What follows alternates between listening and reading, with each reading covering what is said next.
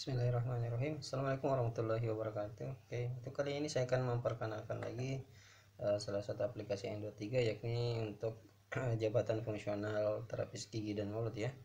Kalau dulu ini istilahnya perawat gigi, sekarang dirubah nomenklaturnya menjadi terapis gigi dan mulut. Nah, untuk aplikasi N23 untuk fungsional terapis gigi itu sama saja databasenya seperti ini modelnya ya, kurang lebih. Kemudian di bagian sini ada tanggal nasional ya, untuk di sini dientrikan tanggalnya supaya nanti di laporan bulanannya akan otomatis seperti ini ya, ada penanda tanggal seperti ini.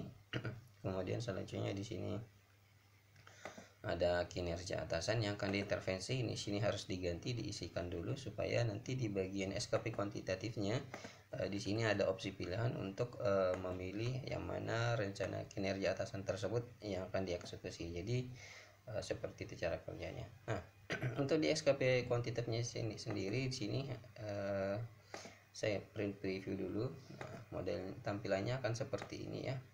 Ini. Oke. Sudah cukup. Kemudian selanjutnya saya akan ke lampiran SKP. Nah, ini dia modelnya seperti ini, dan ada rencana aksi ya, dimana setiap rencana hasil harus memiliki rencana aksi ya. Nah, seperti ini modelnya. Nah, kalau saya print preview akan seperti ini jadinya ya.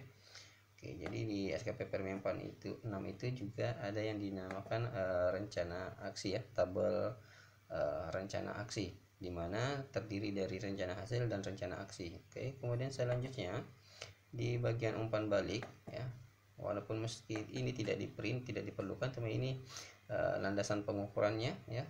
Nah, di sini ada model seperti ini, tampilannya seperti ini kalau teman-teman bisa lihat sini, terus sampai ke sheet berikutnya ya.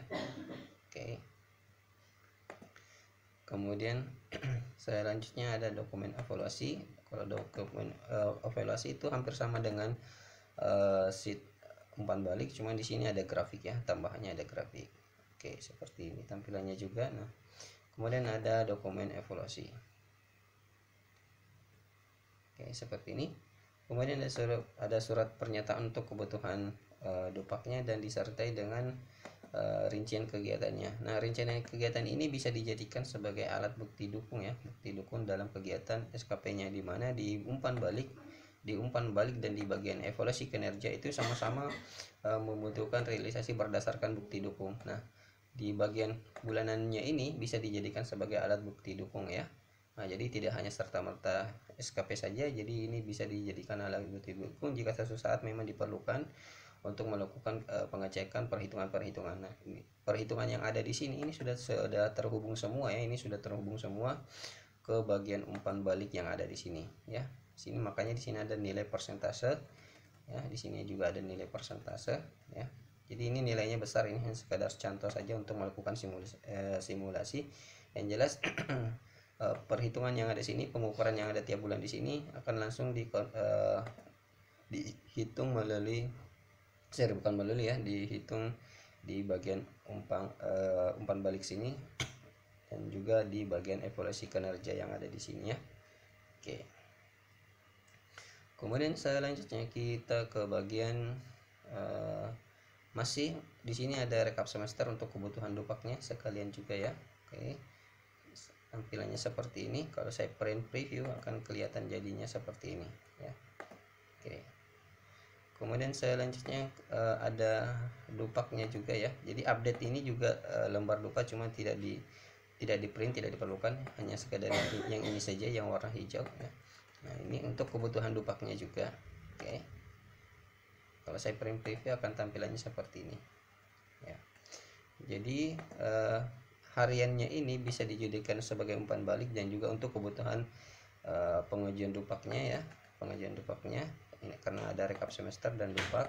Jadi aplikasinya udah satu set SKP harian yang bisa dijadikan sebagai alat bukti dukung dan rekap semester dan dupak, semuanya jadi satu dan semuanya saling terhubung dan bisa digunakan untuk kedua kepentingannya, untuk kepentingan dupak dan untuk kepentingan SKP-nya sendiri.